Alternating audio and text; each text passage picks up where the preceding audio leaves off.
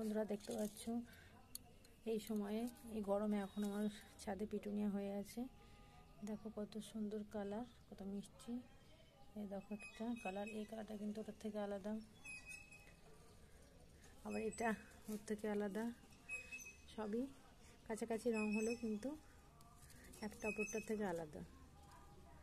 দেখো জল দিচ্ছি, আর একটু ছায়াতে আছে বলেই মনে হয় এরা ফুল দিচ্ছে এই সময়েও, কেননা এখন তো প্রচণ্ড রোদ গরম হয়ে গেছে, তো শীতের সময়ের ফুল পিটুনিয়া। দেখো একসঙ্গে দেখো, আবার এটা অন্য কালার হয়ে গেছে একই গাছে। আর এই দেখো একটা এখানে হয়েছিল, এটার কালার এখন আসেনি, এটা মনে হয় বেগুনি হবে, ফোটেনি এখনো, ফুটবে এটা।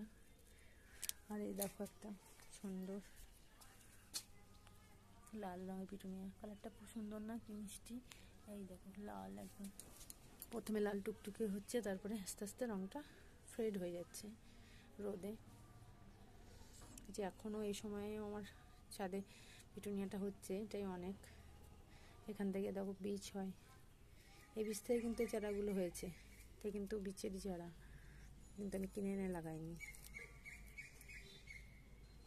দেখছো বন্ধুরা, এই দেখো ড্রাগনের চারা করেছে, এটাও হয়েছে, এর পাশেই ও হয়েছিল এই চারাটা, এটাকে যত্ন করেছি, ওর থেকে গেছে ফুল দিচ্ছে। আর একটা দেখো সাদাটাও খুব মিষ্টি না, সাদাটাও খুব সুন্দর। এই দেখো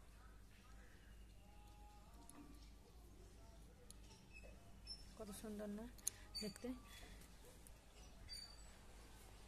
দেখো তাই আমার সবগুলো চারা থেকে হওয়া, কিন্তু এক রকমের রঙের হয়েছে, এটা আমার ভালো লাগছে দেখতে। আর তোমাদেরও যদি ভালো লাগে তাহলে তোমরা লাইক করো, কমেন্ট করো।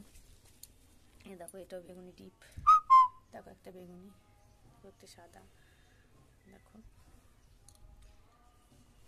এগুলো আগে হয়েছে, সেজন্য এগুলো একটু মরা মরা হয়ে গেছে, ওগুলো পরে হয়েছে চারা গাছ, সেজন্য এগুলো সুন্দর হয়ে আছে।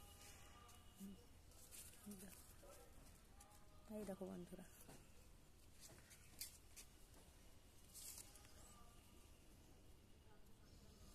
আগাছাগুলোকে তুলে ফেলে না দিলে এরা মাটিটাকে শুষে নিচ্ছে, মাটির রস। দেখো কালারটা কত মিষ্টি না, 4-5 রকমের কালার হয়েছে, 4-5 রকমের কালার হয়েছে।